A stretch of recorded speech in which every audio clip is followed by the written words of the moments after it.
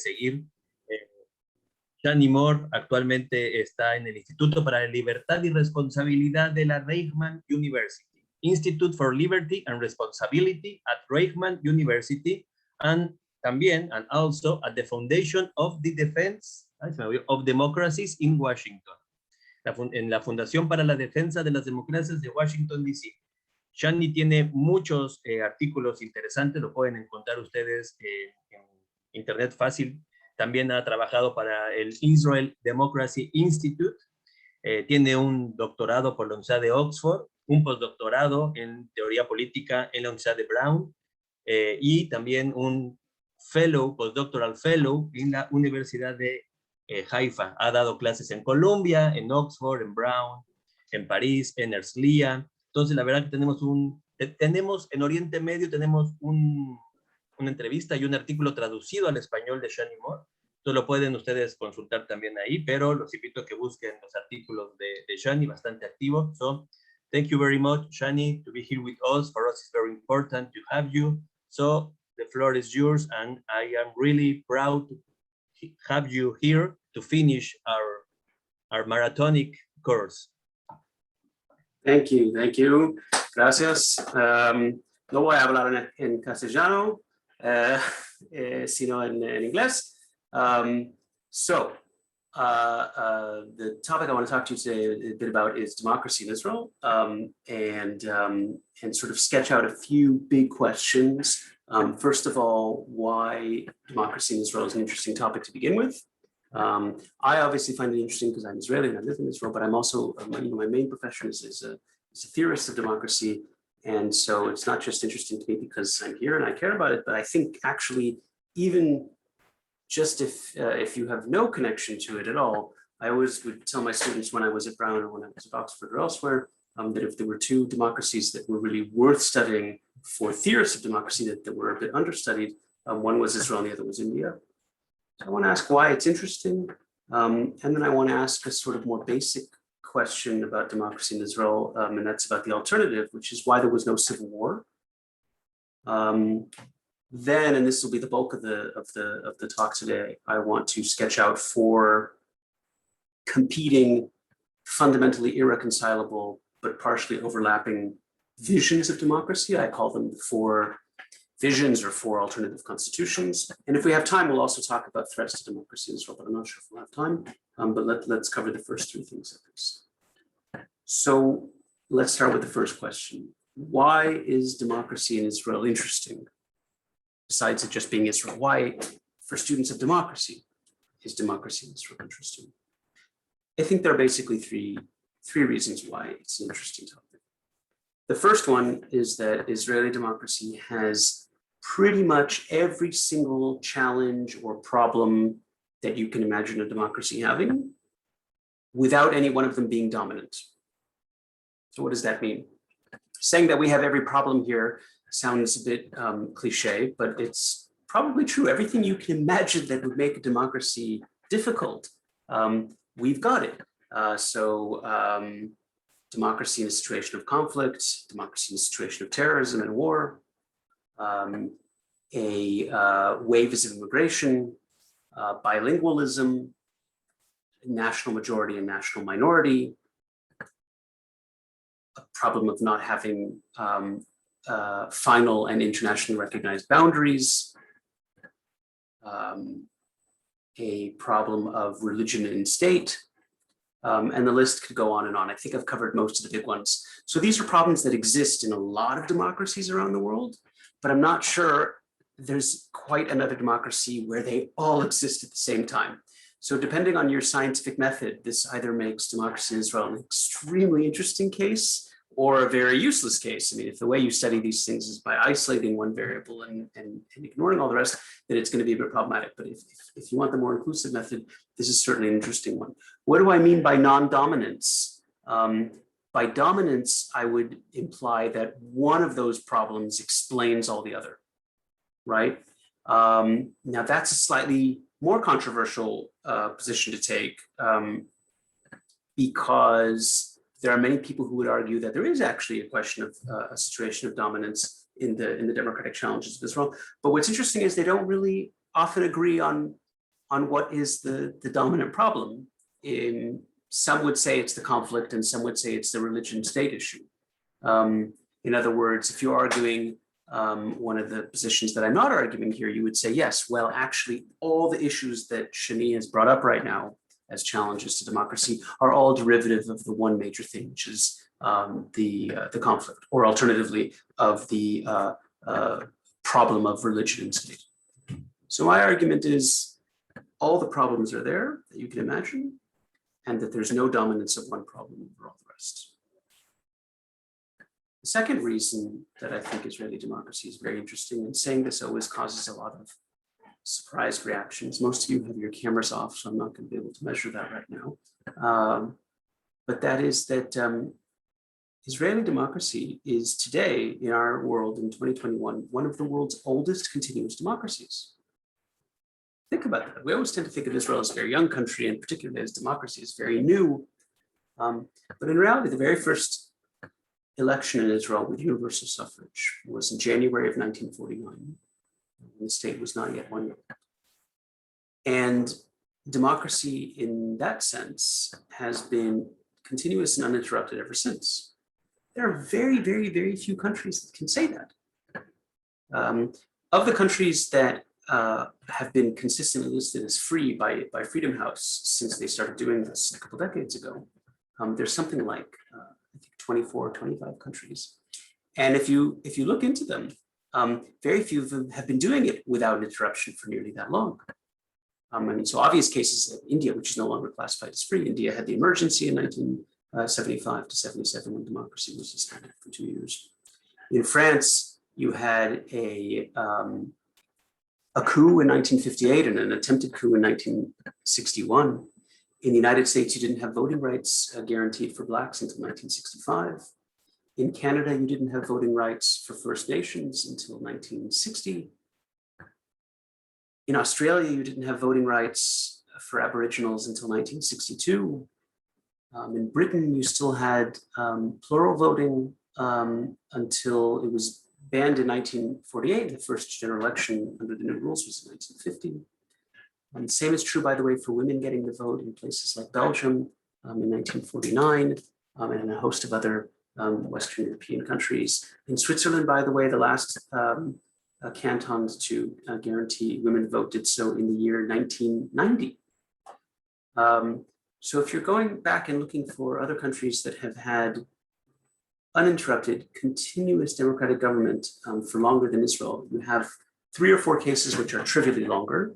I think Sweden and Norway and the Netherlands by really just a few months. We're talking just after the war. And a few countries that have done, and 3 countries that have had it arguably for longer: Finland, Iceland, and Ireland. Arguably Costa Rica as well. So really, I mean, if you're looking at the countries that are currently democratic in the world, we're talking about something on the order of at least 50 or so independent states that have fully democratic governments. Israel is one of the world's oldest democracies. So it's not just some new exceptional case. It's not something that hasn't faced, as we said in the first point, quite a few challenges along the way. And the third reason that I think it's a very interesting case is what I call the lack of path dependency in its democratic system.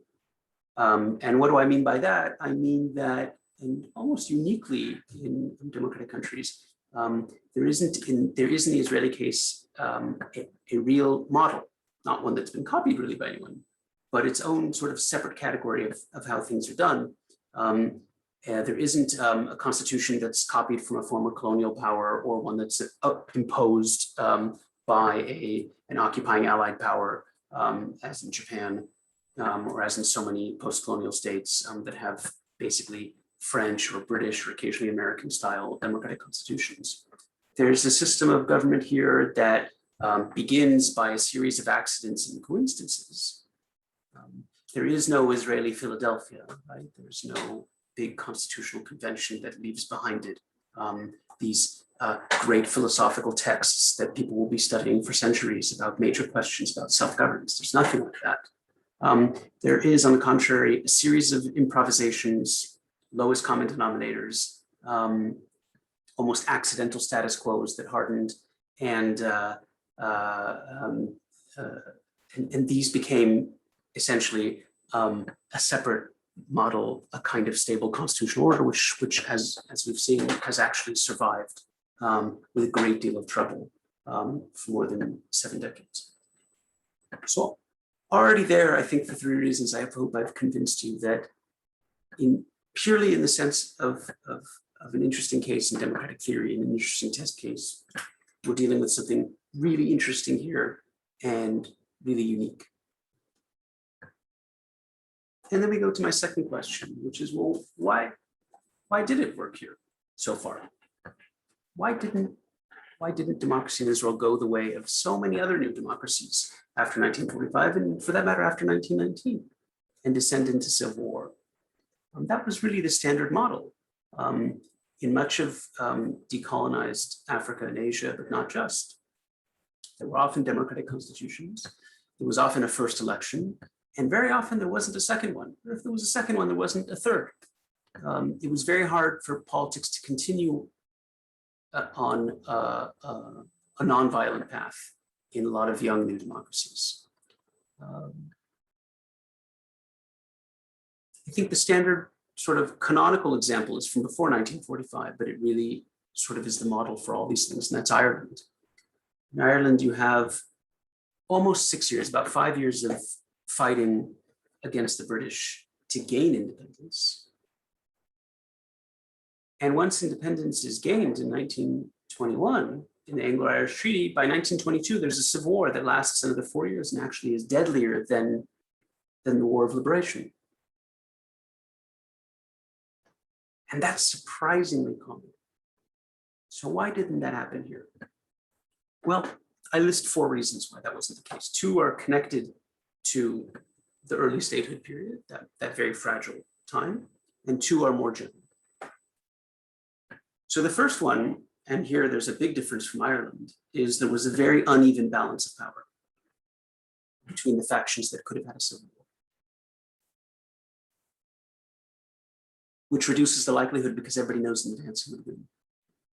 And by the way, just to continue the metaphor with Ireland here, the comparison with Ireland, the issue that divided various armed factions here was identical to the one that was the issue that was fought about in Ireland, which is the willingness to accept partition.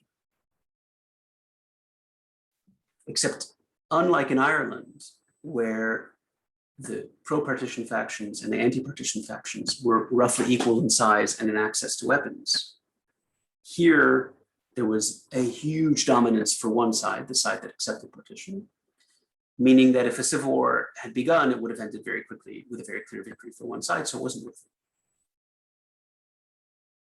We have to see this almost as coincidence, or at least as good luck, not as anything deeper or more fundamental. The second reason, I'm not even sure calling it good luck is appropriate, and that's that unlike most of these other newly independent countries, including Ireland, the violence that preceded national liberation wasn't really over once that liberation had been achieved. So in Israel, there's a very violent path to get to statehood in late 1947 and in the first half of 1948. But once that's over, there's a whole new war, which was actually much bigger. Israel declared statehood on May 14th of 48, and on May 15th, the very next day, the Pan-Arab invasion begins. And the War of Independence lasts with different intensities for almost a year after that. Mostly it's over within a few months. So that's not the case in Ireland, and it's not the case in most of these newly independent countries that we would see in Central and Eastern Europe after World War I, or even in Africa or Asia after World War II. In other words, even if we had wanted to have a civil war here, and even if the factions had been more evenly split, we just didn't have time. It was another war that was occupying most of the attention. And so you couldn't have a civil war. So Israel manages to pass through the most delicate period where civil war is the most likely without having one, largely due to, as I said, we could call it coincidences. I I'm reluctant to call it good fortune, especially the second reason hardly seems like good fortune, but it just meant that a civil war was impossible. But beyond 48 and the immediate period after 48, there were two, I think, other more fundamental and deeper reasons why a civil war never happened here in the way that it did in other newly independent and newly democratic societies. So one was the electoral system, which I'm a big defender of, and I see that Manuel has directed your attention to some articles. Maybe later he'll direct your attention to an article I wrote on the electoral system in Israel. The electoral system in Israel has lots of critics. The proportional representation system introduces a huge amount of noise and a huge amount of disagreement and a huge amount of inefficiency into parliamentary politics in Israel, and particularly into coalition politics. But it brings everyone inside, which isn't a trivial thing in a deeply divided society that has all the problems I mentioned at the beginning, including problems of religion and state, of conflict, of undefined borders, of national majority and national minority, of waves of immigration, of multilingualism, etc. The fact that everybody's on the inside instead of on the outside, the fact that even the most underrepresented minority group still is getting something from participating in constitutional, nonviolent democratic politics, rather than trying to undermine from the outside using weapons and violence, has an enormous calming effect on the potential for civil war and for political violence. Israeli democracy has not been violence-free for its entire 73 years. There have been some, most notoriously, of course, was the assassination of our prime minister in 1995, but not just that. There have been several notable instances of political violence in Israel, but again, much, much, much smaller than what we've seen in other countries, in newly independent countries or newly democratized countries over the past century. And I think a great deal of the credit goes to the electoral system and the very, very, very broad-based representation in it. And I stress again, this did not come from an Israeli Philadelphia. There was no constitutional convention. There was no great theorist of democracy among Zionist intellectuals. There was no, and there's no paper trail of it either. There's no equivalent of the Federalist Papers or of Condorcet and Sieyès and some of the participants in the French constitutional conventions. It largely was accidental. The fourth reason is even deeper, and I think it connects very much to a larger Jewish tradition and to a smaller Jewish tradition of the 18th and 19th centuries in Central and Eastern Europe, but even to a larger theological tradition of Jews everywhere over the course of hundreds of years. And that's the thing that I call the habit of legitimate disagreement. Legitimate disagreement means, I think you're wrong, but that's okay. And the habit of legitimate disagreement means that's something that I'm going to experience a lot over time. In other words, I'm constantly going to be encountering someone that I think is really wrong about something important. And I accept that they're wrong, and I'm willing to live with that. It's very counter to every human instinct. It's very counter to every human political instinct. And it hasn't featured in the politics of almost any society in human history until it begins gradually emerging over the last 500 years. It's not something that comes naturally to us.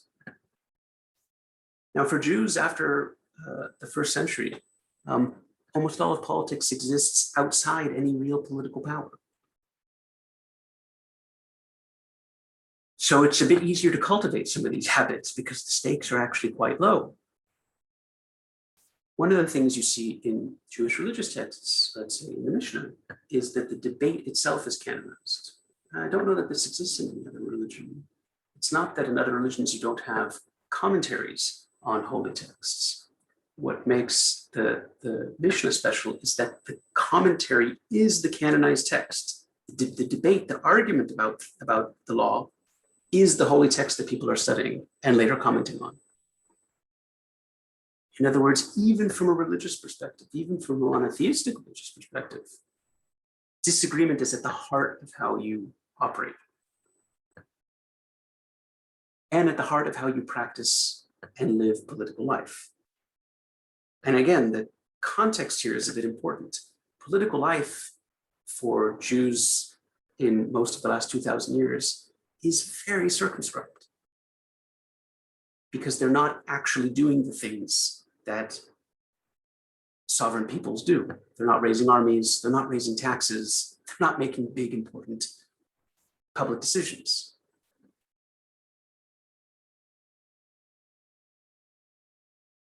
And even more specifically, I think the Zionist political thought coming out of the Jewish Enlightenment of the 18th and 19th centuries brings on board with it a whole bunch of very liberal and democratic modes of thought, which did exist as modes of thought in Central and Eastern Europe, even if they didn't exist in any actual constitutional states. But I would be very careful about overstating the importance of that. You often hear Israelis, especially kind of from certain established communities here, say, well, there's so many people here who don't have a democratic tradition. And that's true, but it's truer even than people think. Almost nobody here, regardless of what ethnic or religious group, comes from a democratic tradition in terms of how they ran their lives before they were in Israel. That the Arab population in Israel certainly didn't have any democratic tradition, and that's 20% of Israel's population. Jews who migrated here from North Africa or West Asia, who came from Morocco, from Tunisia, from Iraq, from Yemen, didn't bring with them any democratic habits. That's certainly true. But the same is true of Jews who came from Europe too. Jews who came from Poland weren't bringing with them any long-standing democratic traditions. Jews who came from the Austro-Hungarian Empire weren't bringing with them long-standing democratic traditions, nor were Jews from the German-speaking world. The idea that there's somebody here who came from long-standing democracies in terms of how they conceived of politics is a complete fiction. For the most part, people who did immigrate to this country before and after statehood came from places that were largely very non-democratic.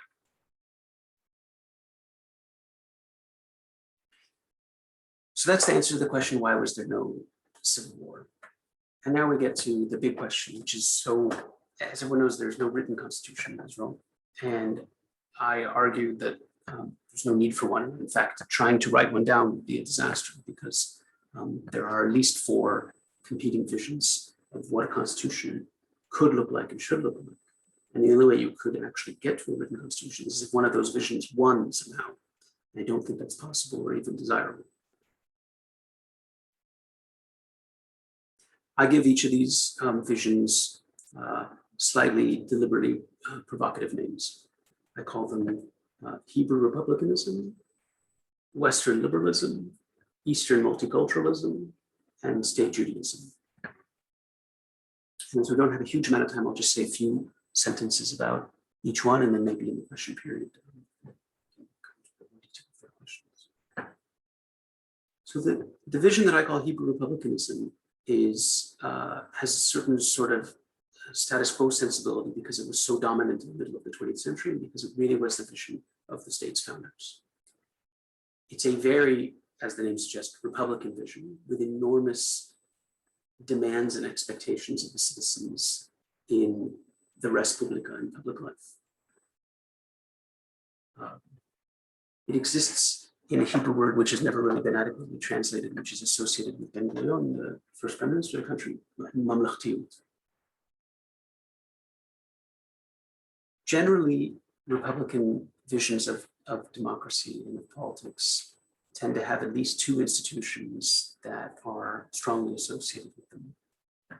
But in Israel, only one of those applies. The 2 institutions we tend to think of as being the place to look for republicanism are a draft army and public education. So draft army certainly exists here, although its limitations show the limitations of republicanism in Israel, because the draft army excludes both, excludes from the draft, it doesn't exclude them at all from volunteering, it excludes for the most part both Arab citizens and the cultural Jews. And Republican public education, which doesn't exist in Israel in quite the same way that we would think of it, say, in France, is usually based on the principle, nobody says it this way, but I'll say it in a slightly rude way. It's usually based on the principle that parents are stupid and the state knows better, right? where the parents are allowed to fill their kids with superstition and prejudice after 3 p.m. if they want, but during the day, the child will go to a state school, and that child will learn about science and rationality and our version of history as we like it, and as the official institutions of the state see it.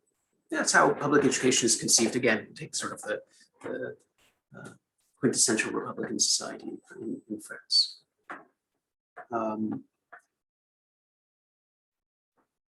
Republican institutions in Israel, like I said in the draft, we also think of things like public broadcasting, a few sort of modern Israeli holidays, and a few sort of reinterpretations of traditional Jewish holidays that turn into public spectacles with lots of Zionist symbolism. This was a vision that was dominant in the years immediately before statehood and for the first 25 years after statehood. And the other three visions I'm going to discuss come as alternatives, especially beginning in the 1970s, 80s, and 90s, to the dominance of Hebrew republicanism. The thing about the Republican vision that made it partially inadequate was that it didn't know what to do with a lot of people at the margin. And it also was very demanding of people in their public lives and public commitments. So one of the alternatives is the thing that I call Western liberalism. And when I call it that, I'm not implying that there's anything like this in the West. I'm trying to say that from an Israeli perspective, if there's an imagined form of liberalism in the West, it's this, that serves as sort of a political model. And what this form of liberalism comes to say is, leave us alone with all these public demands. The role of the state and the role of democracy is to give us this protected public space and public goods so that we can have a private life that suits us. So the Western liberal vision of the state is less about all of these public rituals and shared spaces, and more about the state's role cultivating the citizen. So provide public education, not because we need a particular version of history or we're trying to build a particular kind of citizen, but because people need the kind of skills that they'll want later to go on the market and pursue their own ends. This liberal vision isn't hostile to the Republican idea of 48. It's indifferent to it. It says at best, that was there, we accept it. It's just not relevant anymore. And you can see how a certain liberal vision has more room in it for people or for ideas that are slightly outside of a very conformist mainstream. I would say that one of the sort of institutions, if we can call it that looks the most, that's a product really of this kind of liberal conception of democracy, is in a certain sense the high-tech sector in Israel. I think in a certain sort of way also the health sector very much looks like that. Public health, it's a bit funny to talk about public health after the pandemic, because I think we've actually sort of rediscovered lots of concepts that are very public focused.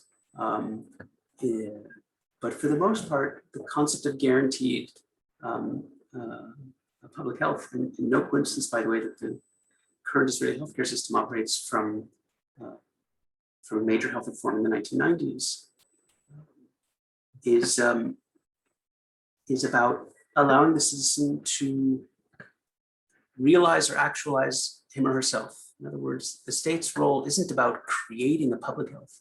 It's about making sure you don't die young so that you can actually do what you want to do.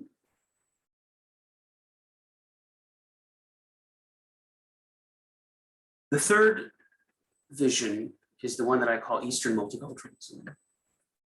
And this one says something a bit different about democracy than the previous two. If the Republican vision was about this public space and who we are as a collective, and the liberal vision was about individuals, citizens in a democracy, The multicultural vision is about groups within the democracy. So it's not the whole thing in the way the Republican vision was, but it's also not just a collection of individuals in the way the Republican vision was. The multicultural vision basically looks at the Israeli political scene and says, what we have here are a collection of communities, not necessarily with very rigid borders, right? Some of these communities can be overlapping, different sizes, they can define themselves different ways, they can be born and become extinct. It's not a very hard. One way of interpreting it that's very popular now is to talk about 4 tribes. But when I'm talking about multiculturalism, I'm not just talking about 4 rigid tribes. I think there's a lot of ways of conceiving multiculturalism that aren't just in strict groups, and there's a lot of ways that your membership can overlap in different kinds of communities. But what the multicultural vision asks us to accept is that there is something besides just the citizenry, that there are communities within society with different levels of autonomy. And that those communities themselves have the right to some kind of protection over their boundaries, protection over their way of life, and to make decisions for the members of the community. Make a side note here, by the way, that one of the truisms of multiculturalism anywhere in the world, and including in Israel, is that the more multiculturalism you have, the first people who are asked to pay the price for it are always women. First things that communities do when they have some kind of autonomy within a democratic society is attempt to limit the freedom of their female members. In a separate discussion, we can ask why that's the case. But I would only note that it is universally the case, and it's the case in Israel as well. The more communities that are sub-communities of the population at large have autonomy, the more they try to limit women's freedom. What's the institution that most looks in Israel like a kind of Eastern multiculturalism? And again, when I say Eastern, the same thing as Western. It's not that anybody has a country place in mind that they're modeling this constitution after. It's that there's an imagined vision that says, yes, this is a more native Middle Eastern, West Asian or Eastern European or North African way of doing things. I don't think that there's a country I could name that looks like this necessarily. But there's at least a claim, sort of a vision. So what institution looks the most like this Eastern multicultural vision? Obviously, it's public education in Israel.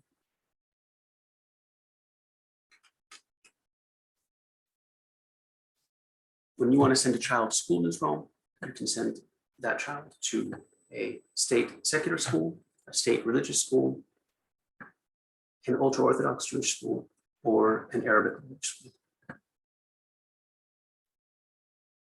Far from the state behaving like a classic Republican state and saying, parents are stupid, we're going to take this child for 5-6 hours a day and give him or her our vision of what science and rationality is and our version of history.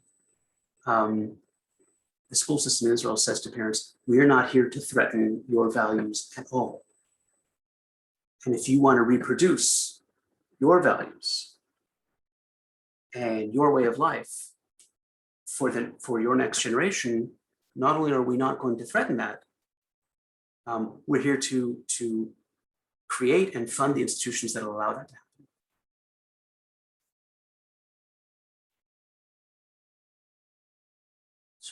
So that's a very anti-Republican, and I would say it's a very anti-liberal view as well.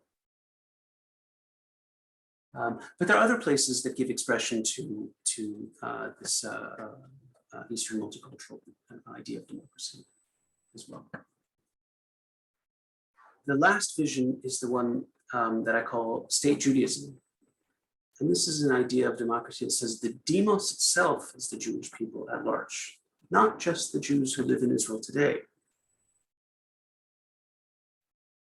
But the accountability that democratic politics has to have is to both Jewish people everywhere and to Jewish people both from the past and in the future.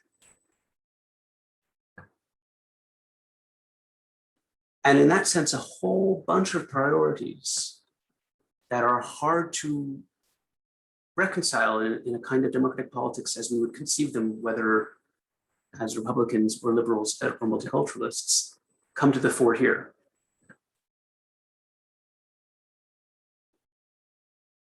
Not just questions about the Sabbath.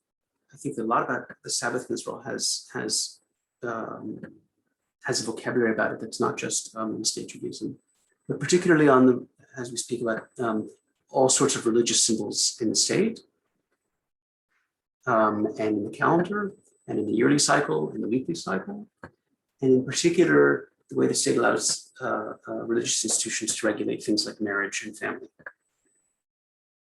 Because those then guarantee a kind of continuity within a certain religious structure and religious law. Right? Whereas, for example, eating kosher or non-kosher doesn't have a long-term effect reaching back forward or reaching backward into the past or forward into the future. So how do these four visions, which in my description sound utterly irreconcilable, and they are utterly irreconcilable, how do they exist side by side with each other? What I want to propose is that they coexist with each other because each one is able to subsume the other three. So within each vision of politics, you have a whole sense of where the political disagreements are, what you might call left and right and center. You have a whole way of not only formulating your own arguments, but of understanding somebody else's arguments that make sense to you. So if you believe that democracy is about one of those visions, you're actually able to interact with people who see it completely differently and categorize them and process them within your own mental map of that democracy, right? So for example, if you're a liberal and you're having an argument with somebody with a very strong religious point of view who sees things from a multicultural perspective or from a state Judaism perspective, you say, it's not a community he's arguing for. This is his preference for his own personal good. That's his utility function, as it were. He might formulate it in some weird way about cultural autonomy or something, but it's actually what he wants, the same way I want to express something that I want on the marketplace. If you're a Republican and you're encountering this, you assume that these are people who are in sort of a suspended state of assimilation. They just haven't reached your level of acculturation, and they'll get there. If you're a multiculturalist and you encounter a very Republican Hebrew argument about politics, whether it conceives itself as left or right or anything else, you say, oh, isn't that adorable? That's just one tribe among several. And by the way, that is how multiculturalists treat this Republican argument. They treat it, it's even often referred to in Israel, sometimes with a derogatory intent and sometimes not, as the white tribe, sort of secular, socialist, roots in the kibbutz kind of, or roots in the army kind of place. That's just one tribe. And they may speak about something as being about the public space, but in reality, they're pursuing their own community's interests the same way I'm pursuing my community's interest when I demand funding for our school system.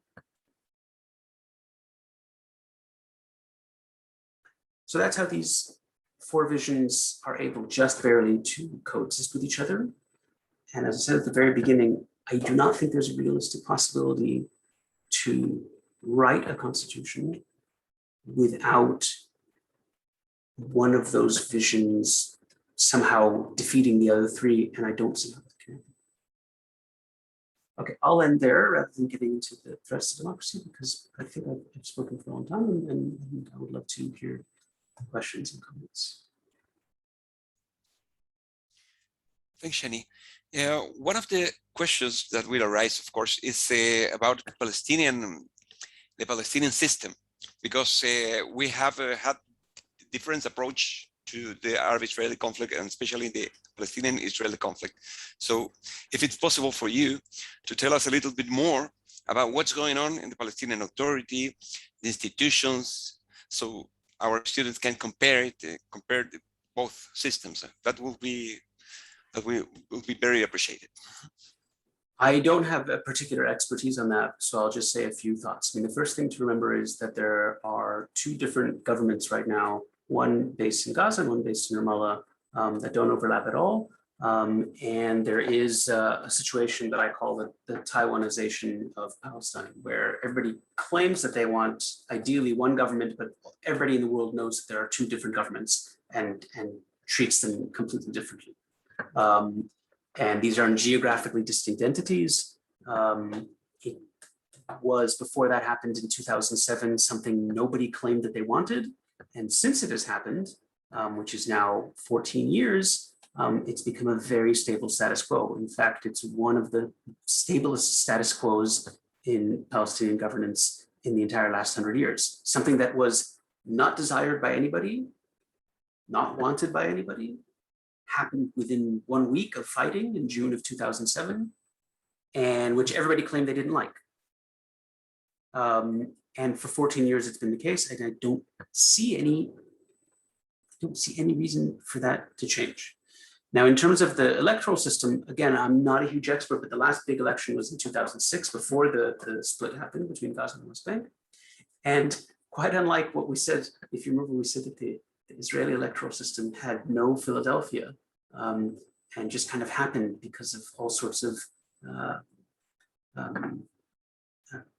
exigencies of the war that was going on in 1949. The electoral system that was created in the West Bank and Gaza before the 2006 election, which was not the first election, but the electoral system was reformed in 2006. There was already a previous election in 1996. Had some very intelligent people working on designing it. It's a hybrid system that mixes district representation with a kind of proportional representation, and has all these very, very sophisticated ways of calculating it. And the result was very different from what was intended. The result was that the Hamas, which didn't actually have that many more votes than the Fatah, ended up getting a rather large majority of seats in the Legislative Council. I mean, you can draw your own conclusion, but like I said,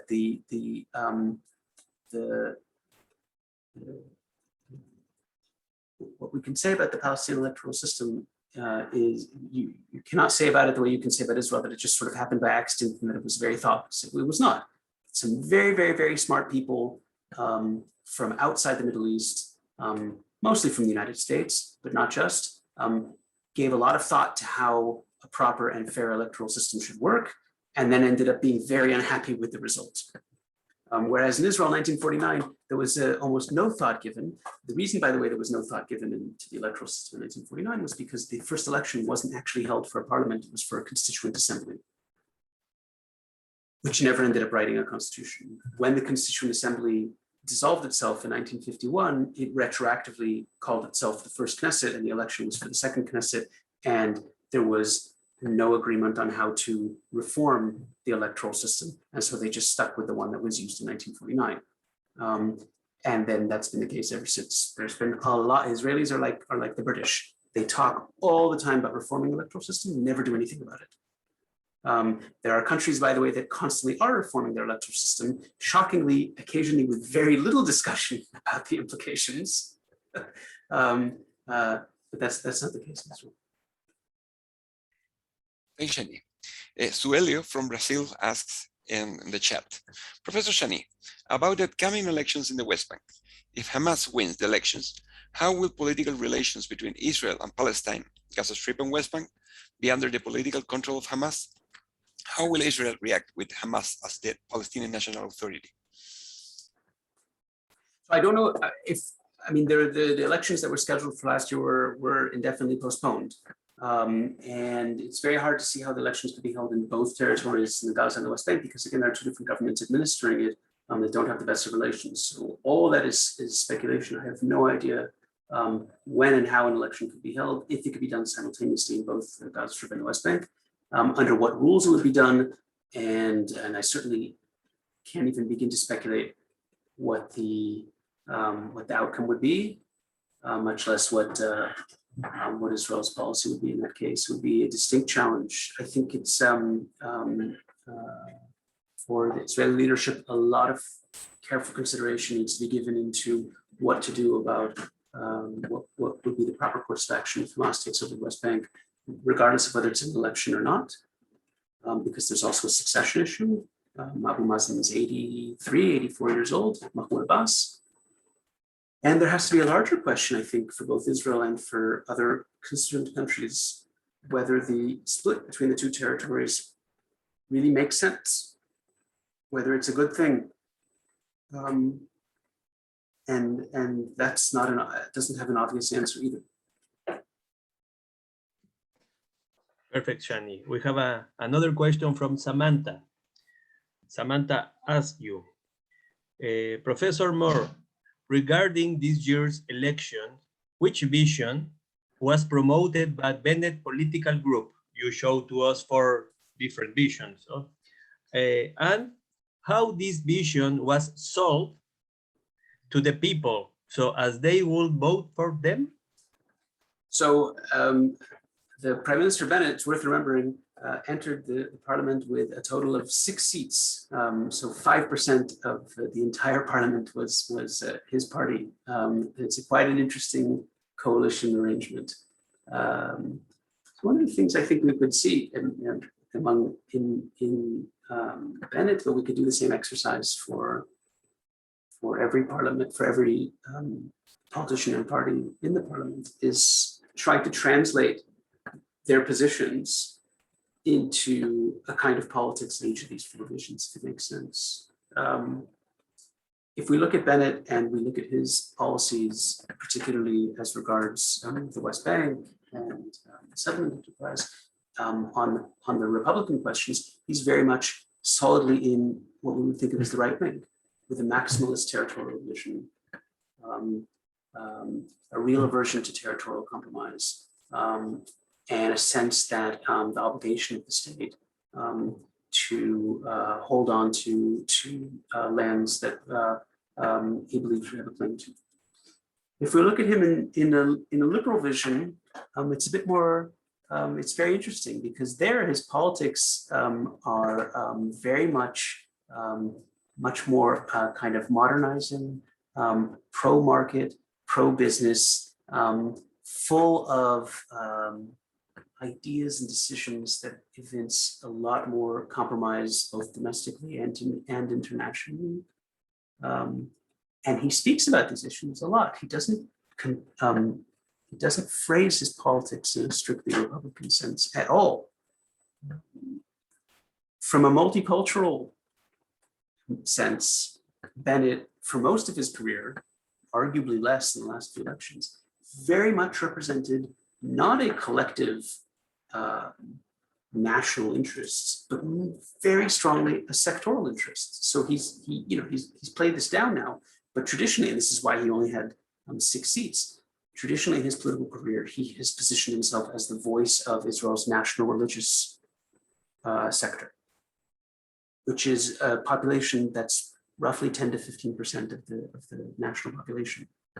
In other words, not speaking as a politician what he thinks the best is for the whole country, but saying, I'm going to represent my community. And lastly, in a state Judaism vision, it's impossible to ignore the fact that he's a religious man, many of whom's policy commitments are infused with a deeply religious worldview and a deep sense of responsibility and accountability to a demos that is not just his immediate voters. So I think it's possible to conceive of his politics and to argue about his politics, and then even to argue against his politics in all 4 of those de facto constitutions, and in all 4 of those democratic visions.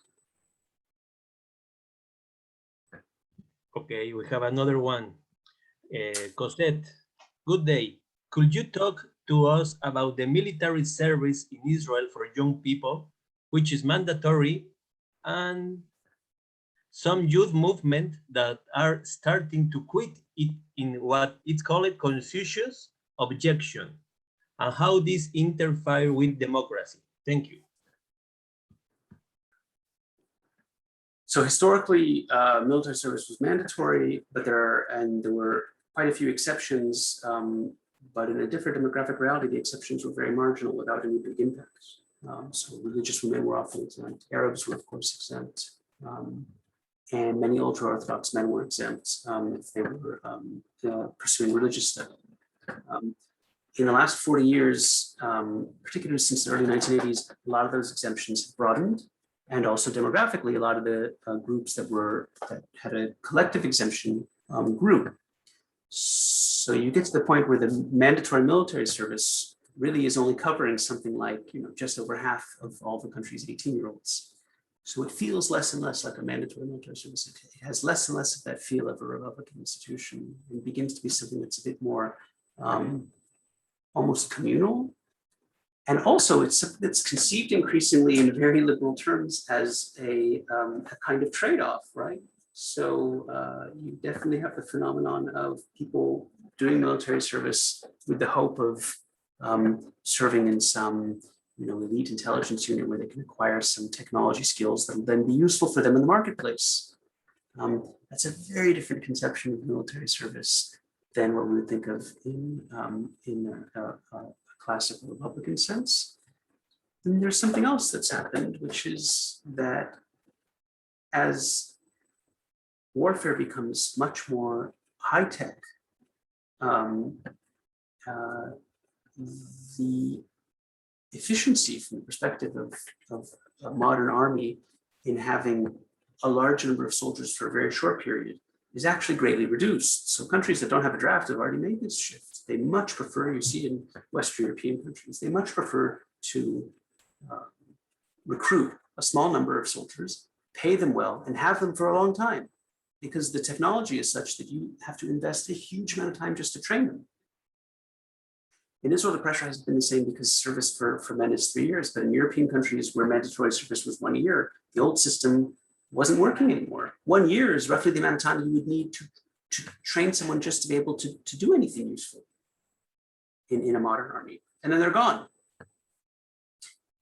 which is why so many of those countries have abandoned the draft, or keep some kind of draft together with a very large professional army of people who are paid and who stay for a long time.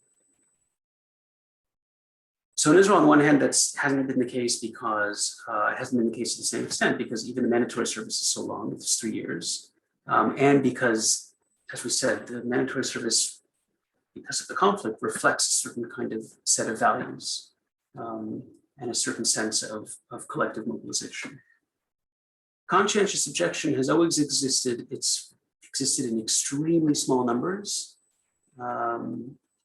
And what's true here, and I think is true in most places, is that conscientious objection is generally only allowed when it's a comprehensive rejection of the military.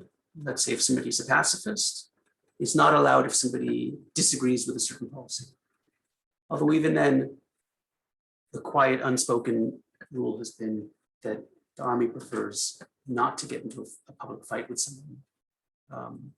And so it's usually handled very quietly. But these are very small numbers in that sense. And the much bigger numbers of people not being drafted are either because they're part of the Arab minority, or ultra-Orthodox, or religious women, or some other special personal exemption. Okay, Shani, even though you answered some part of this next question, I will tell you, I will say it again, okay? Rodrigo Fernandez asks, Israel history and all the wars in which it has participated have made the IDF a very important institution in Israel. Many of Israel's politicians and prime ministers have previously been military, and their ongoing conflict with the Palestinians and neighbors give them a lot of authority to influence and even veto some political decisions in the name of national security. Opposing a recommendation from the army or the head of military intelligence sometimes comes at a political cost. Do you think Israel is in an ongoing process of politicizing the military and militarizing politics in Israel? How do the prestige and influence enjoyed by the IDF affect Israel's democracy? Well, that's a very good question. So again, I would take a long-term view. In Israel of 50 years ago, the prestige of the military was very high and competing institutions barely existed. There wasn't a very large economy and there wasn't a lot going on besides. It was a very young and mostly poor country. That's just not the case anymore. So today, an army career isn't quite a guarantee of a successful political career, although even in its glory days, it wasn't. And there's fewer and fewer politicians today who come from the army than would have been the case in the 1960s, 70s, and even the 1980s. But I think that has less to do with something that happened to the army and more to do with something that happened to the rest of the society and the rest of the economy. There's just a lot more out there in Israel today. Thanks. Noé Kaplan from Buenos Aires asks us, hello, Shani. You mentioned that in more isolated communities from society, the treatment of women worsens. Could you expand on some reasons for that? Thank you very much for your exposition. Right, so my point was not about communities being isolated, but rather about a society at large opening up a space for multiculturalism, for autonomy of subnational communities. And what generally, and I would say always is the case, is that the more autonomy communities have within a national space, the first people to be asked to pay the price for that are almost always women. And the reason for that is pretty easy to figure out. It's because the communities that usually demand this kind of autonomy, that don't want to be subject to modern state institutions, are much more traditional and old-fashioned communities that expect even a liberal state to give them a space to partially govern themselves and partially regulate themselves and partially reproduce their values through their own independent education systems. And the liberation of women that's happened in the last century, less than a century even, and that is still incomplete in so many parts of the world, is a brand new thing that has very little precedent in human experience until the 20th century. So it shouldn't even surprise us that when you make room for traditional communities' autonomy, that's going to be one of its first targets. It's one of its first ways of asserting itself. And in Israel, it's no exception. The places where that kind of multicultural autonomy has made itself felt, the first order of business has always been some kind of reversal or slowdown of feminist gains. But again, this is a universal thing. I have yet to see an exception anywhere in the world.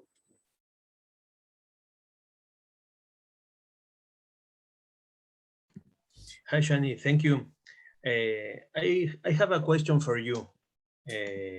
Some analysts, such as Peter Beinart and others, speak of the option of a binational state as a solution of the Palestinian-Israeli conflict. Not only I want to know your opinion about this idea, but also I want to know your opinion about this kind of proposals from outsiders.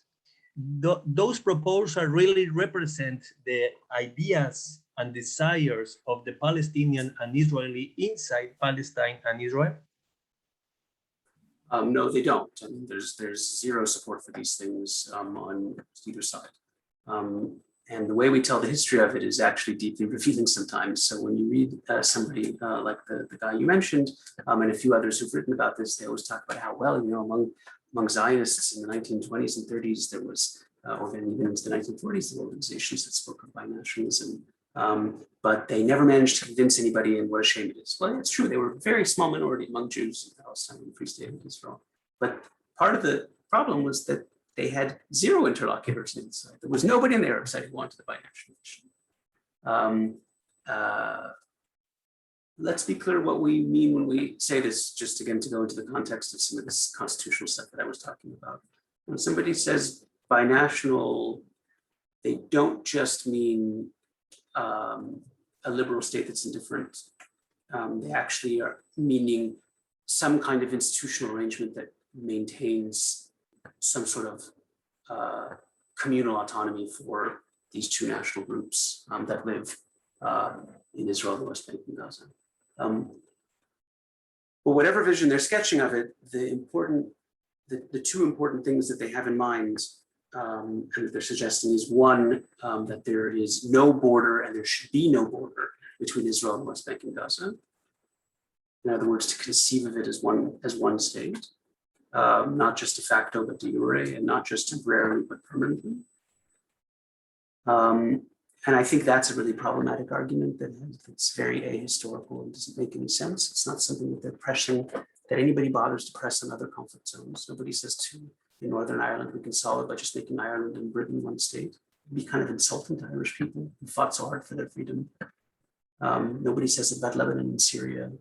Nobody says it about Armenia and Azerbaijan. And the reason is, I think, in the second aspect, which I'm about to say, which is that it necessarily means the end of the Jewish state. And I think that's one of it. People who never reconciled themselves to the existence of the Jewish state will find lots of enlightened sounding ways of pushing that idea. This is one of them. There are others, but that's the fundamental important. So whether it's packages by nationalism or anything else, the two most important things that it comes to tell us are, number one, that there should be no boundary of any kind between Israel, West Bank, Gaza.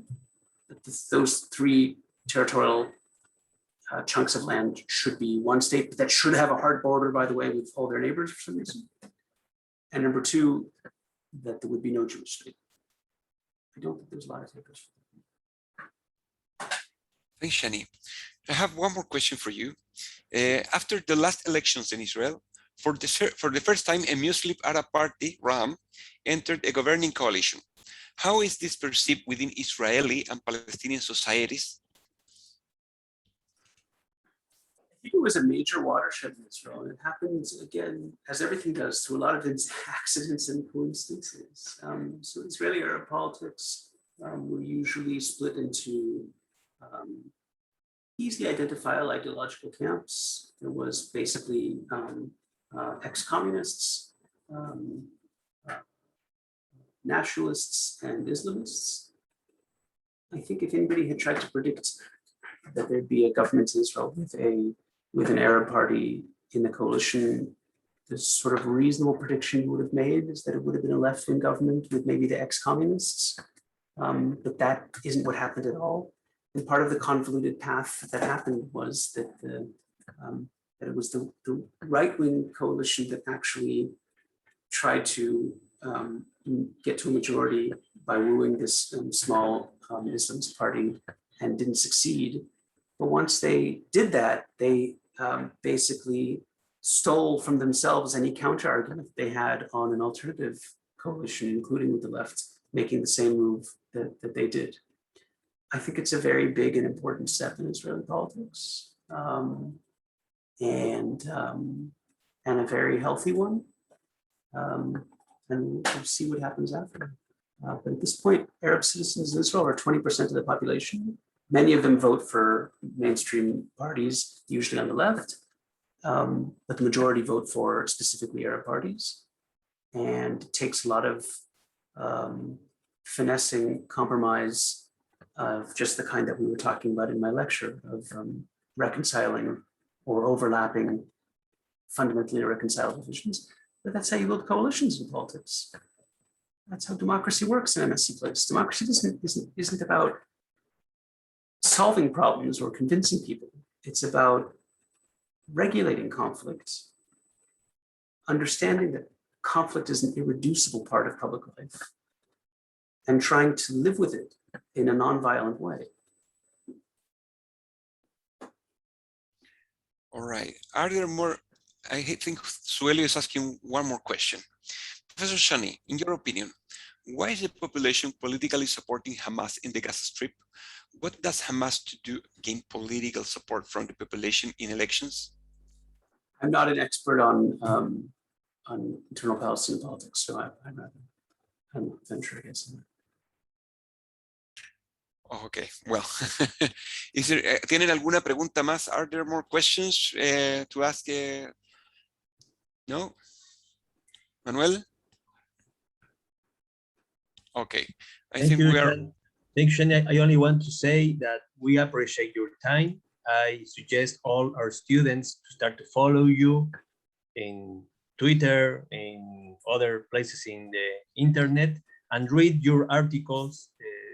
So thank you very much. And Jonathan is going to say the last word. Yes, thanks, Shani. We're grateful. Thanks for being here with us today. We appreciate. We are completing this course, the 21 lessons. So you have been the last one. So basically, I will say some words in Spanish to our students. But in any case, of course, we will be in touch with you. Please so do. Thank you. My pleasure. Thank you, guys. Very nice meeting everyone. Thank you very much. Bueno, a todos y a todas queremos agradecerles su participación en este curso. También queremos contarles de que hemos estado recibiendo sus trabajos y que obviamente nos encantaría después tener en algunos días más una sesión con ustedes para conversar y poder evaluar el curso, aunque probablemente les vamos a enviar digamos, un link para una encuesta para que ustedes puedan hacernos llegar sus comentarios, ¿ya? Para nosotros es muy importante, digamos, su evaluación, saber qué cosas les han gustado, qué cosas podríamos mejorar, para que en el futuro podamos repetir esta experiencia y así más personas puedan verse beneficiadas de haber hecho, digamos, un estudio tan importante como el que tuvimos y abarcar los distintos aspectos. Así que desde ya les agradecemos su confianza en nosotros, esperamos de que hayan sacado, como decimos un buen chileno, el jugo de esto y que los profesores también les hayan podido responder parte de estas inquietudes que muchas veces son difíciles de responder si no se tienen, digamos, los elementos, y eso esperamos habérselos entregado y que hayan quedado contentos con eso. Así que no sé si hay alguien más que quisiera decir algo aquí. Antes estamos recibiendo algunas palabritas aquí. ¿Alguien más que quiera? Bueno, si no, les vamos a enviar una citación prontamente para conversar en algún minuto. Y eso, esperamos sus trabajos, les agradecemos muchísimo todo. Y con eso, bueno, saben que podemos seguir en contacto, nos pueden escribir a orientemediocaucaso@gmail.com y ahí vamos a seguir entonces respondiendo algunas dudas y consultas. Así que muchas gracias a todas y a todos, que tengan un buen domingo y también una muy buena semana. Yo sí quería decirles buenos días a todos. Soy Silvia, yo sí les quería decir algo. Muchas gracias, maestro Manuel, muchas gracias, Jonathan, por haber creado este seminario. Me da ahorita la nostalgia al final de cuentas y la gran satisfacción de haberlo terminado. Muchas gracias, maestro Manuel. Muy bien, Silvia, muy bien. Qué bueno que le gusten estos temas y que sobre todo la constancia, que es clave en toda esta carrera académica, porque mucha gente habla de las cosas habiendo no hecho un esfuerzo, y que ustedes hayan terminado acá es eso, un esfuerzo de llegar al final. Entonces, aquí los que hay que festejar es a ustedes, ¿eh? Entonces, nos vemos pronto para hacer la evaluación del curso y platicamos más tranquilos, ¿ok? Porque aquí en Chile están las votaciones, así que todo el mundo anda corriendo. Maestro, y para otro curso, otro seminario. Sí, ahí Jonathan y yo estamos pensando a ver qué hacer prontamente. Ahí les tendremos, ya tenemos en la base de datos de Oriente Medio, entonces va a llegar a ustedes todo lo que pensemos, hagamos, ¿ok? Gracias, adiós. Bueno, muchachos, que estén todos bien. Muito obrigado, professor Manuel. Muito obrigado, professor Jonathan. Muito Bye, obrigado. Suelio, que estés bien. Muito obrigado. Muchas gracias, Suelio. Muchas Muchas gracias. gracias. Chao, chao. Bye, Gracias, María José. Muchas gracias. Gracias, Bye, Horacio. Muchas gracias. Gracias.